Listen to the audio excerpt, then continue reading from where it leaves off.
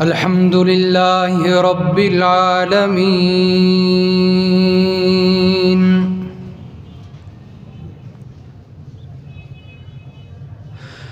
والعاقبة للمتقين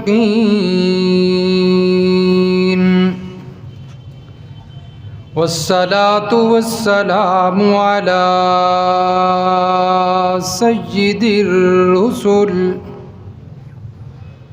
سيد الرسل وخاتم النبيين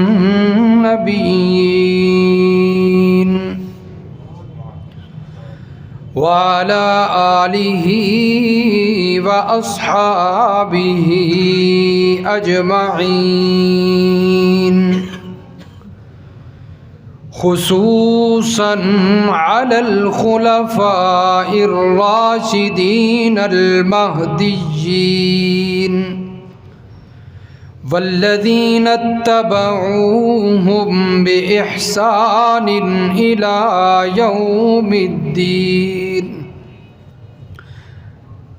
أما بعد، فقد قال الله تبارك وتعالى في كلامه المجيد والفرقان الحميد: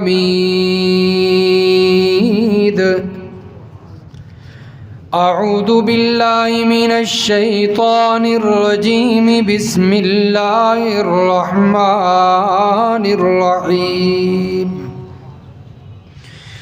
وَلَقَدْ جَاءَتْ رُسُلُنَا إِبْرَاهِيمَ بِالْبُشْرَى قَالُوا سَلَامًا قَالَ سَلَامٌ فَمَا لَبِثَ أَنْ جَاءَ بِعِجْلٍ حَنِيذٍ.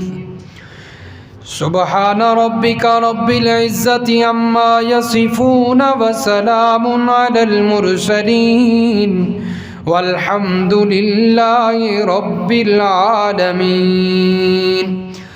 اللهم صل على محمد وعلى آل محمد كما صليت على إبراهيم وعلى آل إبراهيم إنك حميد مجيد. اللهم بارك على محمد وعلى آل محمد كما باركت على إبراهيم وعلى آل إبراهيم إنك حميد مجيد.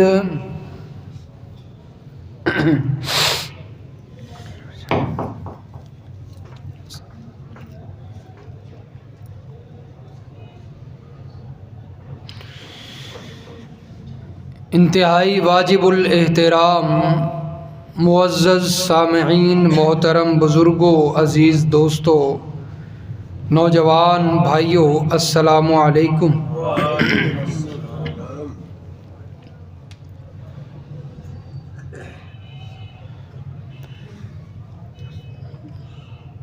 رسول کائنات صلی اللہ علیہ وسلم کو اللہ نے نسل انسانی کے لیے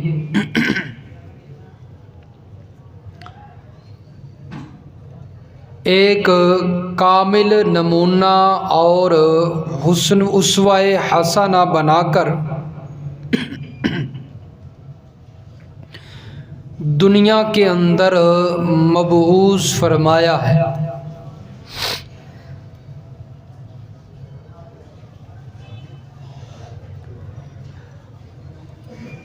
اور آپ صلی اللہ علیہ وسلم کی پوری زندگی کو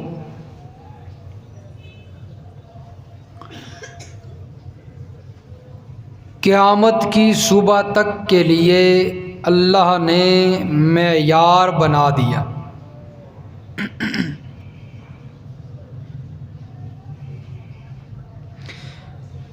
سیرت طیبہ کا ہر پہلو، ہر گوشہ تابناک اور روشن ہے۔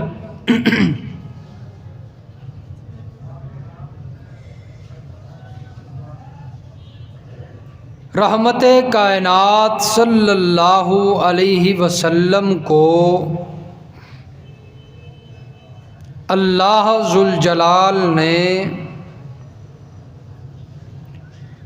تمام انبیاء کا جامع اور افضل الرسل فرمایا ہے۔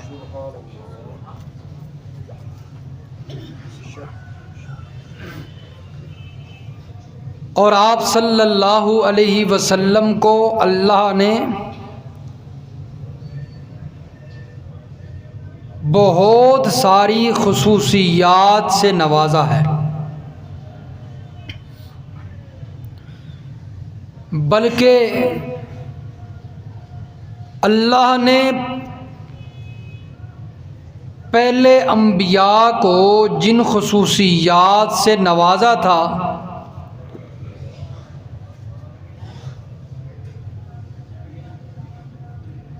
وہ خصوصیات بھی اللہ نے اٹھا کر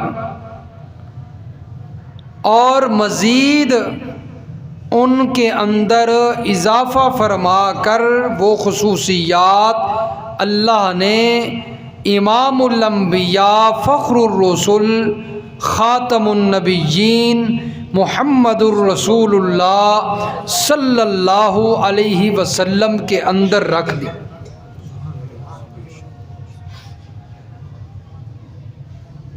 اور ان خصوصیات میں سے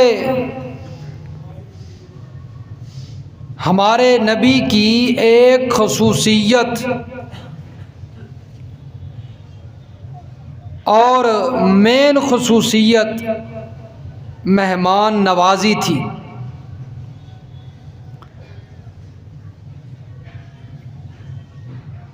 کہ آپ صلی اللہ علیہ وسلم بڑے مہمان نواز تھے،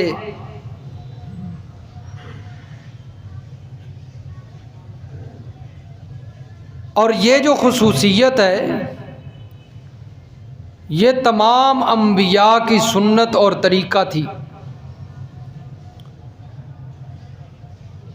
جیسا کہ اللہ تبارک و تعالی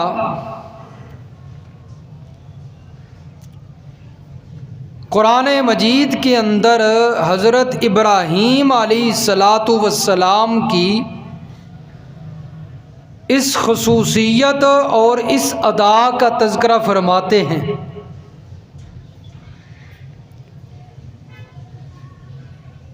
کہ جد الانبیاء ابراہیم خلیل اللہ بڑے مہمان نواز تھے۔ اور علامہ قرطبی لکھتے ہیں کہ حضرت ابراہیم علیہ السلام اس وقت تک کھانا نہیں کھایا کرتے تھے جب تک کوئی مہمان نہ ڈھونڈ لیا کرتے۔ اپنے ساتھ کسی نہ کسی کو بٹھا کر ضرور اسے بھی ساتھ کھانا کھلاتے اور اس کی مہمان نوازی کیا کرتے۔ چنانچہ حضرت ابراہیم کا تذکرہ قرآن میں ملتا ہے کہ کتنے وہ مہمان نواز تھے۔ سورہ ہود کے اندر اللہ تبارک و تعالی اس بات کا تذکرہ فرماتے ہیں، فرمایا وَلَقَدْ جَاءَتْ رُسُلُنَا إِبْرَاهِيمَ بِالْبُشْرَى قَالُوا سَلَامًا قَالَ سَلَامٌ فَمَا لَبِثَ أَن جَاءَ بِعِجْلٍ حَنِيذٍ۔ فرمایا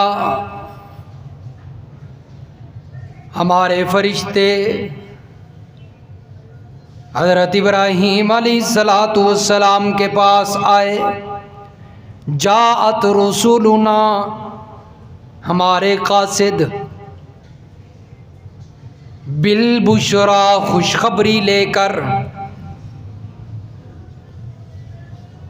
کس بات کی خوشخبری؟ بیٹے کی خوشخبری لے کر، اور آتے بھی انسانی شکل کے اندر ہیں فرشتے، لیکن انسانی شکل میں آ گئے۔ حضرت ابراہیم علیہ السلام انہیں پہچان نہ سکے، اجنبی بندے ہیں، پہلے کبھی دیکھا بھی نہیں۔ قال سلام، انہوں نے آ کر سلام کیا، حضرت ابراہیم نے جواب دیا، ان کو بٹھایا اور بغیر پوچھے، بغیر بتائے اپنے اہل والوں کی طرف جاتے ہیں، اپنے گھر والوں کی طرف، اور اللہ فرماتے ہیں فجاء فما لبث ان جاء بعجل حنیذ، ٹھہرے بھی نہیں، دیر نہیں کی، فوراً چل دیے اور جا کر گھر والوں کو کہتے ہیں ایک بچھڑا تیار کیجئے، بچھڑا بھونیے، مہمان آئے ہوئے ہیں۔ تو مہمان آئے، اجنبی لوگ ہیں، ان سے پوچھا بھی نہیں کھانے کا، بغیر بتائے کھانا تیار کرنے چلے گئے۔ اور آج کہیں مہمان چلے جائیں نا بن کر، ویسے کسی کو ملنے چلے جائیں تو وہ پتہ کیا کہتا ہے، چائے پینی ہے کہ نہیں پینی؟ نہیں پینی۔ چائے پینی ہے کہ نہیں پینی؟ اصل اس کا مقصد ہوتا ہے یعنی نہیں پینی۔ تو اس لیے پوچھنا نہیں چاہیے، اس کے لیے کچھ نہ کچھ پیش کرنا چاہیے مہمان جو آیا ہے۔ چنانچہ رب العالمین سورۃ الذاریات کے اندر بھی اس کا تذکرہ فرماتے ہیں، فرمایا هل اتاک حدیث ضیف ابراہیم المکرمین اذ دخلوا علیہ فقالوا سلاما قال سلام قوم منکرون، فرمایا قوم آ گئی، اجنبی اوپرے لوگ آ گئے، فراغ الی آلہ فجاء بعجل سمین، حضرت ابراہیم بھونا ہوا بچھڑا لے کر آ گئے، فقربہ الیہم قال الا تأکلون، فقربہ الیہم قال الا تأکلون، حضرت ابراہیم ان کے قریب کرتے ہیں لیکن وہ کھاتے نہیں ہیں، وہ کھاتے نہیں ہیں۔ بڑے مسئلے اللہ نے سمجھا دیے۔ پہلا مسئلہ تو یہ سمجھایا کہ جب وہ فرشتے انسانی شکل کے اندر آ گئے، حضرت ابراہیم کو پتہ نہیں چلا کہ یہ فرشتے ہیں یا انسان ہیں۔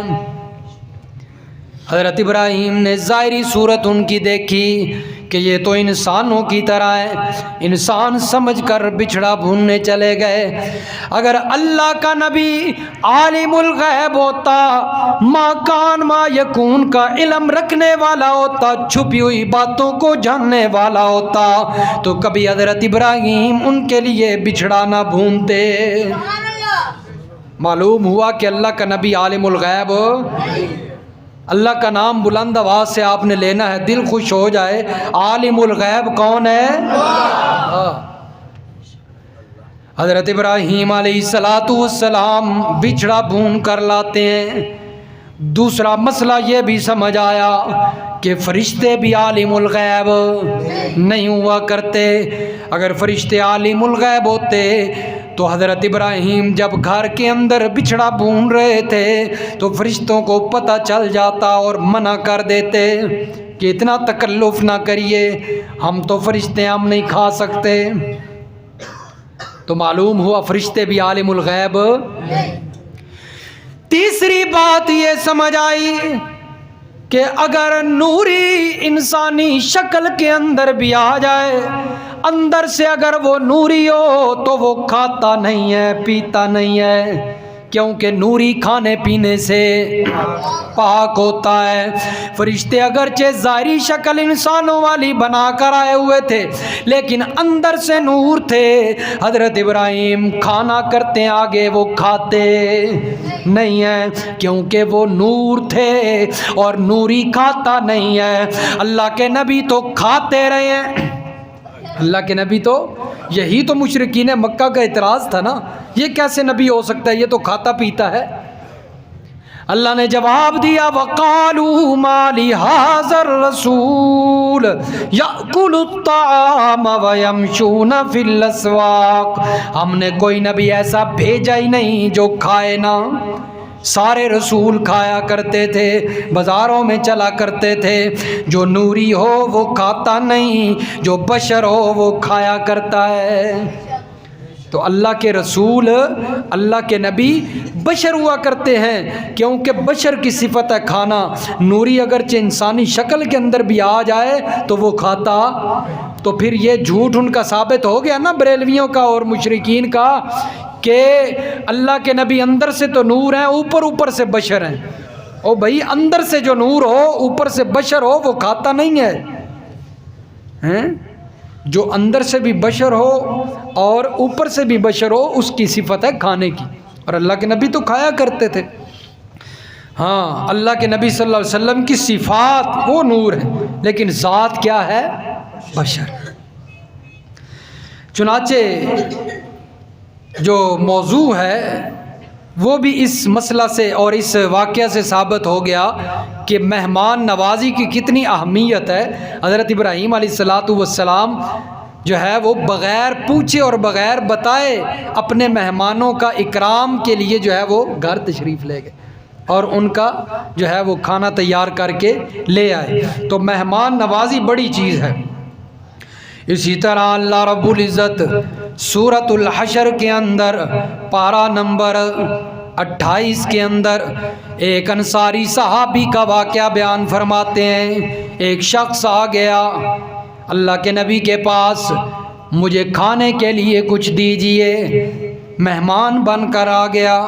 اللہ کے نبی صلی اللہ علیہ وسلم نے اپنے گھر والیوں کے پاس بھیج دیا، جاؤ ہمارے گھر میں کوئی چیز کھانے کے لیے ہو وہاں سے جا کر کھائیے۔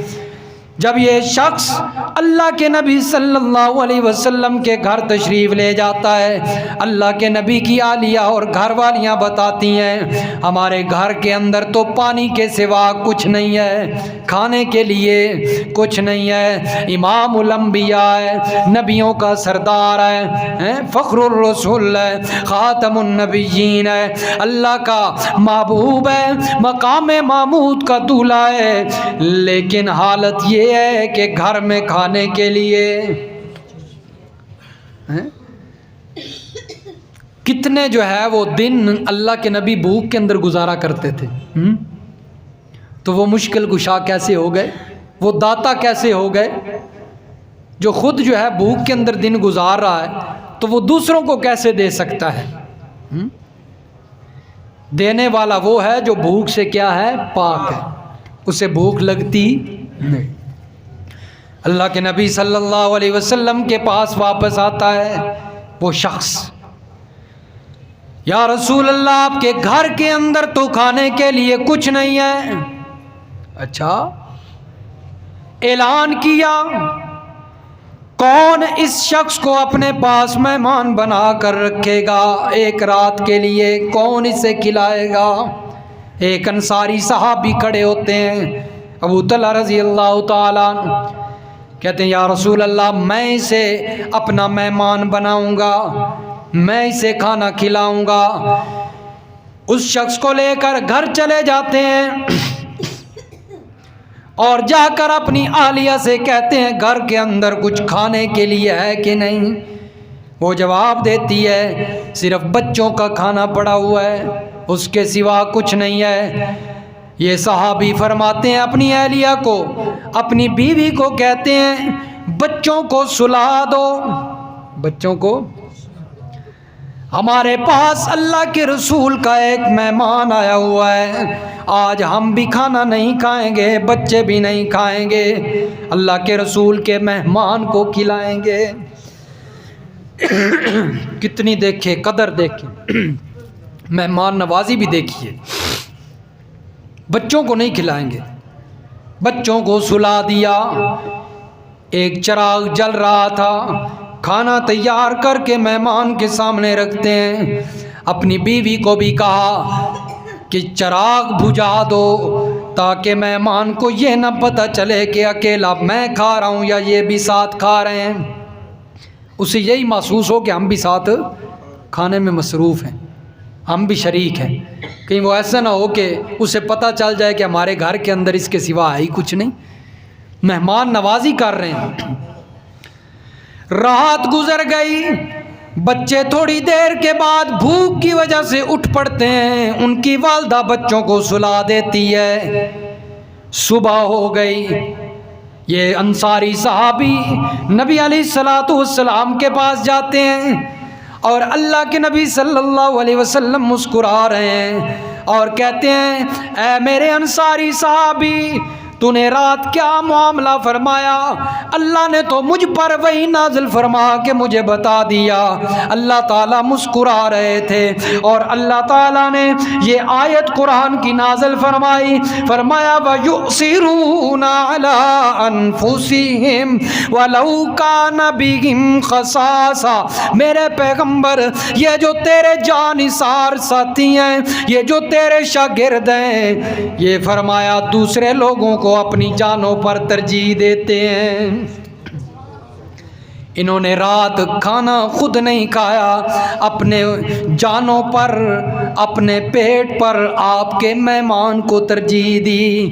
وَلَوْ كَانَ بِهِمْ خَصَاصَةٌ، فرمایا یہ بڑے قیمتی لوگ ہیں، یہ اپنی جانوں پر دوسروں کو ترجیح دیتے ہیں، دوسرے ایمان والوں کو ترجیح دیتے ہیں۔ تو مہمان نوازی انہوں نے رات کیسے کی دیکھے، خود بھوکا رہنا پسند کر لیا، اپنے بچوں کو بھوکا رکھ لیا، لیکن اللہ کے نبی کے مہمان کو بھوکا نہیں سونے دیا۔ تو بڑے مہمان نواز تھے۔ اس سے معلوم ہوتا ہے کہ مہمان نوازی کی بڑی اہمیت۔ اور اسی طرح اللہ کے نبی صلی اللہ علیہ وسلم نے اس عمل سے کنارہ کش ہونے والوں کے لیے وعیدات بیان فرمائی۔ جو لوگ اس کی فکر نہیں کرتے، کوئی مہمان آیا ہے جیسے بھی ہے بیٹھا ہے، اس کی کوئی مہمان نوازی نہیں کرتے، فرمایا ایسے لوگوں کے لیے وعیدات ہیں۔ اللہ کے نبی صلی اللہ علیہ وسلم نے فرمایا لا خیر فی من لا یضیف، جو بندہ مہمان نوازی نہیں کرتا اس کے لیے کوئی خیر نہیں، کوئی بھلائی نہیں، اس کے لیے خیر و برکت ہے ہی نہیں جو بندہ مہمان نوازی نہیں کرتا۔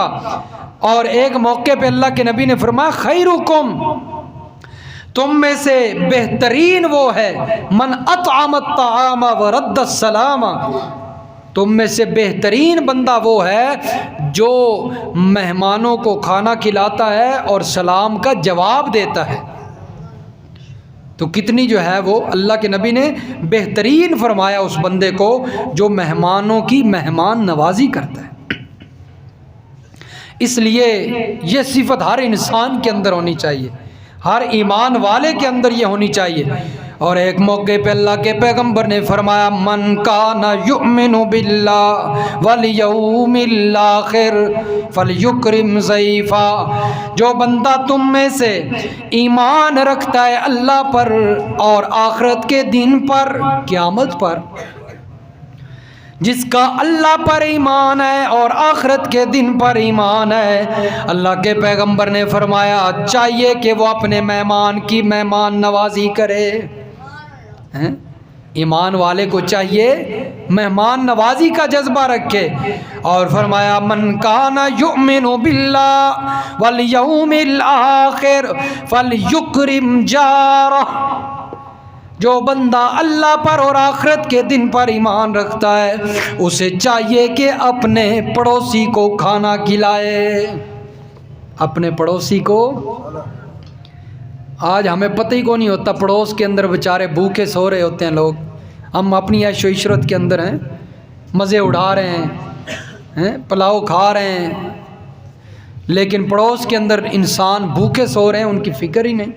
اللہ کے نبی نے فرمایا اللہ اور آخرت پر ایمان ہے تو پھر اپنے پڑوسی کو کھانا کھلائے، اس کا خیال رکھے۔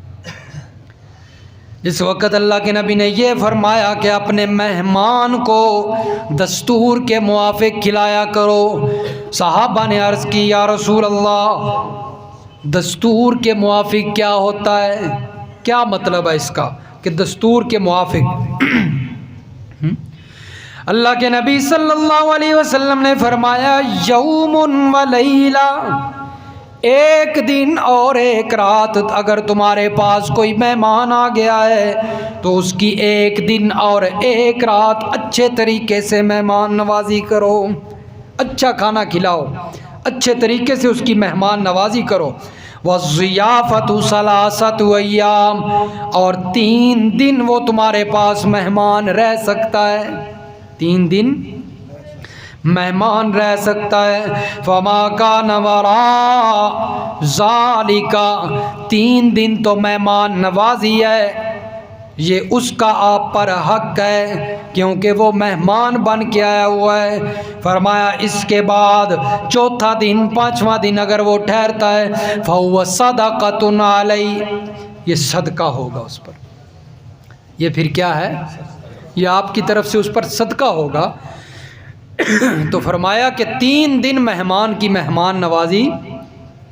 اور ایک حدیث پاک کے اندر اللہ کے نبی نے فرمایا ہے کہ مہمان کو بھی چاہیے اگر اس کا میزبان اسے مزید رکنے کے لیے نہیں کہتا نا تو پھر اسے بھی چاہیے کہ وہ اس پر بوجھ نہ بنے، وہاں سے چلا جائے، یہ نہیں کہ ہفتہ پورا آ جائے اور بیٹھ ہی رہے۔ فرمایا اگلے کا بھی خیال کرنا ہے، 3 دن تو اس کے لیے ضروری ہے کہ وہ مہمان نوازی کرے، اس کے بعد ختم۔ ہاں اسی طرح اللہ کے نبی صلی اللہ علیہ وسلم کی اپنی خصوصیت اور اپنی صفت بھی دیکھیے۔ اللہ کے نبی کی بھی صفت تھی نا مہمان نوازی، مہمانوں کی مہمان نوازی کرنا۔ جس وقت اللہ کے نبی صلی اللہ علیہ وسلم پر پہلی مرتبہ وحی نازل ہوتی ہے، اور آپ کو پتہ ہے کہ پہلی وحی کہاں پر نازل ہوئی ہے؟ کو نہیں پتہ؟ کوئی بندہ تے دسے، کوئی علیہ منکم رجل الرشید، کوئی مسلمان بندہ تے دسے ہیں؟ ماشاءاللہ غار حرا میں سب کو پتہ ہونا چاہیے۔ اللہ کے نبی کی سیرت اور زندگی کا مطالعہ کیجئے، موبائل کے اندر بے شک کر لیں، کریں صحیح، کیونکہ آج کل موبائل کا دور ہے نا، تو موبائل سے فرصت کوئی نہیں، تو موبائل کے اندر ہی اللہ کے نبی کی کوئی سیرت کی کتاب جو ہے وہ ڈاؤن لوڈ کر کے اس کے اندر ہی مطالعہ شروع کر دیں۔ پتہ ہونا چاہیے ہمارے نبی کون تھے اور ان کی سیرت کیسی تھی، کلمہ جو پڑھا ہے ان کا۔ پہلی وحی غار حرا کے اندر نازل ہوتی ہے کیونکہ اللہ کے نبی صلی اللہ علیہ وسلم نبوت ملنے سے پہلے بھی بڑے نیک انسان تھے، اور یہ جو شرکیہ اعمال ہوتے ان سے بڑی نفرت ہوا کرتی، ان سے تنگ آ کر غار حرا کے اندر چلے جاتے اور وہاں پر جا کر ذکر الہی کیا کرتے۔ عبادات اور تو تھی نہیں، نماز روزہ، یہی ذکر الہی عبادت کے اندر مصروف ہوتے۔ ایک دفعہ غار حرا کے اندر بیٹھے ہیں، جبریل امین آ گئے، اللہ کا قاصد آ گیا، فرشتہ آیا جو سارے پیغمبروں پر وحی لاتا رہا، جبریل امین جن کو روح الامین بھی کہا جاتا ہے، آ کر اللہ کے نبی صلی اللہ علیہ وسلم کو کہتے ہیں اقرا، پڑھیے اقرا۔ اللہ کے نبی فرماتے ہیں ما انا بقاری، میں پڑھا ہوا نہیں ہوں، میں کسی مدرسے کے اندر نہیں گیا، میں کسی مکتب کے اندر نہیں گیا، میں کسی سکول میں نہیں گیا، میں کسی کالج یونیورسٹی میں نہیں گیا، میں کسی مسجد کے اندر نہیں گیا، میں قاری نہیں ہوں، میں پڑھ نہیں سکتا، ما انا بقارین۔ لیکن تقدیر مسکرا رہی تھی، اور ما انا بقارین کہنے والے تو نے تو ساری امت کا استاد بننا ہے، تو خود نہیں پڑھ سکتا لیکن اللہ نے تجھے ساری امت کا استاد بنانا ہے۔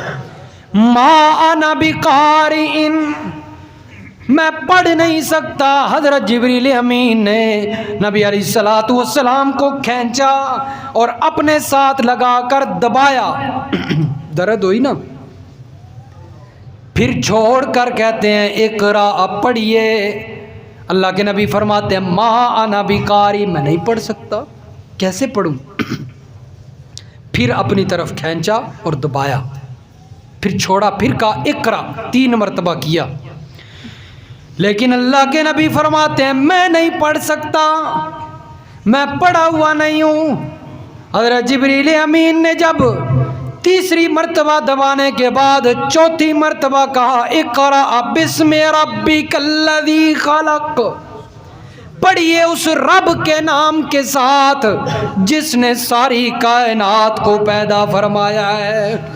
जब रब का नाम आता है अल्लाह के नबी फ़ौरन पढ़ना शुरू कर देते हैं, इसलिए कि अल्लाह के नबी का उस्ताद कोई इंसान नहीं होता, डायरेक्ट अल्लाह खुद होते हैं। नबी का उस्ताद कौन होता है? जब उस्ताद का नाम आया ना तो शागिर्द ने फ़ौरन पढ़ना शुरू कर दिया। फरमाया पढ़िए अपने रब के नाम के साथ जिसने सारी कायनात को पैदा किया।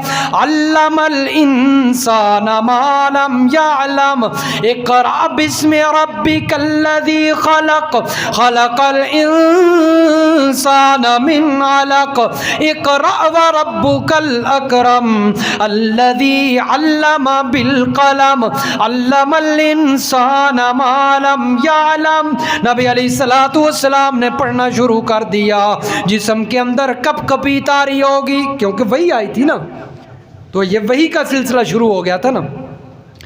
कपकपी तारी हो गई, कांपने लग गए, जिस्म के अंदर जिस तरह ताकत ही कोई नहीं। नबी अलैहिस्सलातु वस्सलाम वहाँ से घर जाते हैं और जाकर हज़रत खदीजा रज़ी अल्लाह ताला अन्हा को फरमाते हैं खदीजा ज़म्मिलूनी ज़म्मिलूनी दस्सिरूनी दस्सिरूनी, मुझ पर कंबल ओढ़ दीजिए, मुझ पर चादर ओढ़ दीजिए। अल्लाह को ये मेरे पैगंबर की अदा इतनी खूबसूरत नज़र आई, अल्लाह ने कुरान बना के नाज़िल फरमा दिया और फरमाया या अय्युहल मुद्दस्सिर या अय्युहल मुज़म्मिल, कंबल ओढ़ने वाले मेरे पैगंबर, चादर ओढ़ने वाले मेरे पैगंबर। अल्लाह के पैगंबर को सर्दी लग रही है, कंबल ओढ़ा और थोड़ी देर के बाद तबीयत संभलती है। अल्लाह के नबी फरमाते हैं लक़द खशीतु अला नफ्सी, खदीजा लगता यूं है कि मेरी जान चली जाएगी, लगता यूं है कि मैंने बचना नहीं है। बड़ी अजीब कैफियत है। हज़रत खदीजा रज़ी अल्लाह ताला अन्हा तसल्ली देती हैं, बड़ी तसल्ली दिया करती थी हज़रत खदीजा नबी अलैहिस्सलाम को। जब बाहर दावत देकर आते ना, लोगों के पत्थर खा कर आते, घर आते, तो हज़रत खदीजा तसल्ली दिया करती थी। जब इस दुनिया से वो चली गई बड़े परेशान हुए अल्लाह के नबी, फिर अल्लाह ने मेराज करवाई, सैर करवाई, तसल्ली देने लगी हज़रत खदीजा रज़ी अल्लाह ताला अन्हा।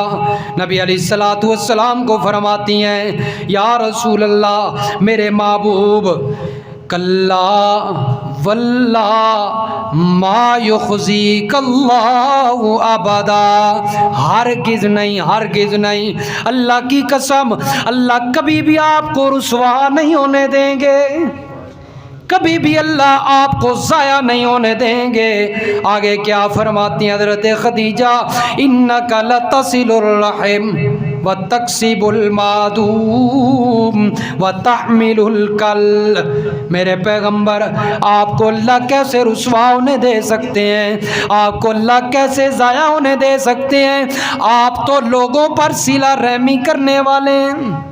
आप, मेरे पैगंबर की सिफत क्या थी? सिला रहमी किया करते थे, मुआफ़ करना मेरे पैगंबर की सिफत थी। अगर कोई नुकसान भी पहुंचाता, तकलीफ़ देता, उसे मुआफ़ किया करते थे। मेरे पैगंबर रहमतुल लिल आलमीन थे ना, सिला रहमी वाली सिफत थी मेरे पैगंबर की। हज़रत खदीजा फरमाती हैं व तहमिलुल कल, आप तो नातवानों का बोझ उठाने वाले हैं, کمزوروں کا بوجھ اٹھانے والے ہیں، آپ تو غریبوں کے لیے کمانے والے ہیں، آپ غریبوں کے لیے کمانے والے ہیں، اللہ آپ کو کیسے رسوا ہونے دے سکتا ہے؟ اور آگے حضرت خدیجہ فرماتے ہیں وَاتَّقْرِ الضَّيْفَ، آپ تو مہمان نوازی کرنے والے ہیں، آپ کیا کرنے والے ہیں؟ مہمان نوازی کرنے والے ہیں۔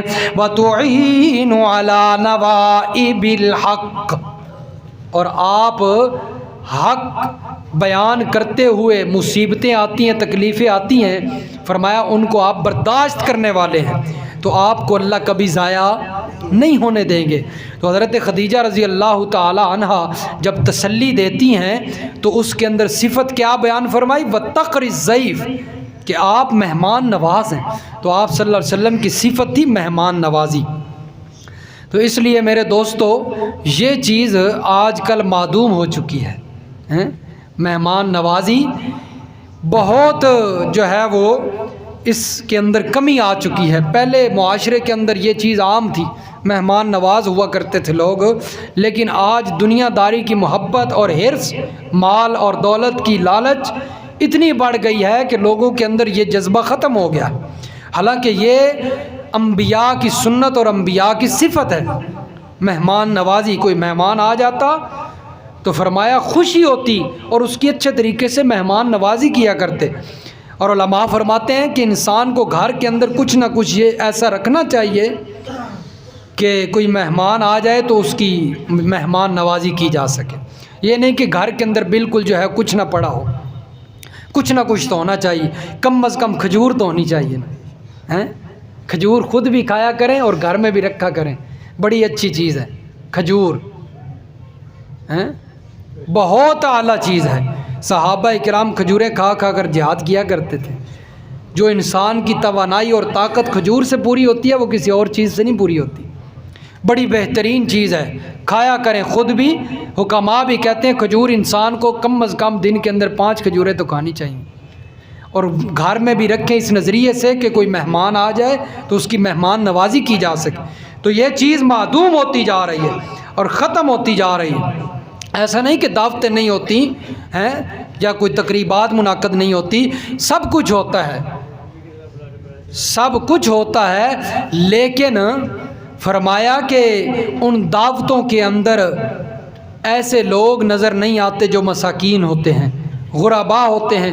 اور حضرت ابو ہریرہ رضی اللہ تعالی عنہ روایت کرتے ہیں کہ نبی علیہ الصلوۃ والسلام نے فرمایا کہ وہ کھانا جس کے اندر امیر لوگ تو بلائے جائیں، امیر لوگ، پیسے والے لوگ تو بلائے جائیں، لیکن مساکین اس کھانے کے اندر شامل نہ ہو، وہ ولیمہ اور وہ کھانا برا کھانا ہوتا ہے۔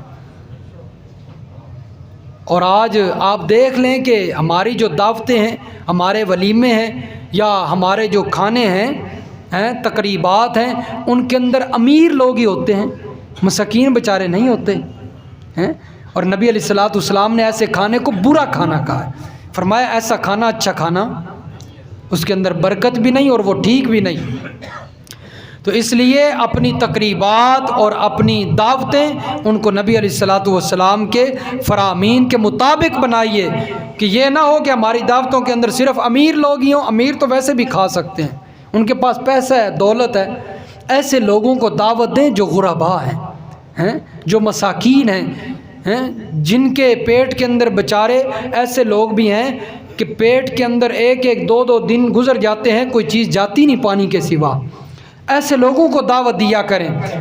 اور نبی علیہ الصلوۃ والسلام نے فرمایا اللہ تبارک و تعالی تمہیں ان کمزوروں کی وجہ سے روزی دیتا ہے، یہ جو غریب غرباء ہوتے ہیں نا، مساکین ہوتے ہیں، ان کی وجہ سے اللہ تمہیں روزی دیتا ہے، وگرنہ تم اس لائق نہیں ہو کہ اللہ تمہیں روزی دے۔ نافرمانیاں اور حرکات، گناہ اتنے زیادہ ہو چکے ہیں، لیکن اللہ تبارک و تعالیٰ ان غریبوں کی وجہ سے ہمیں روزی دے رہا ہے۔ تو اس لیے جن کی وجہ سے روزی مل رہی ہے، دعوتوں کے اندر ان کا شریک ہونا ضروری ہے کہ نہیں؟ تو آئندہ ولیموں کے اندر، دعوتوں کے اندر ان کو بلائیں گے، اپنے آس پڑوس پاس جو ہے وہ پڑوس کے اندر دیکھیں کون غربا لوگ ہیں، بجائے امیروں کو دعوت دینے کے ان کو دعوت دیں، یار ہمارے بچے کا ولیمہ ہے آپ نے ضرور آنا ہے۔ دیکھنا پھر اللہ تعالیٰ کیسے رحمتوں کے دروازے کھولتے ہیں۔ اللہ سمجھ نصیب فرمائے، عمل کی توفیق عطا فرمائے۔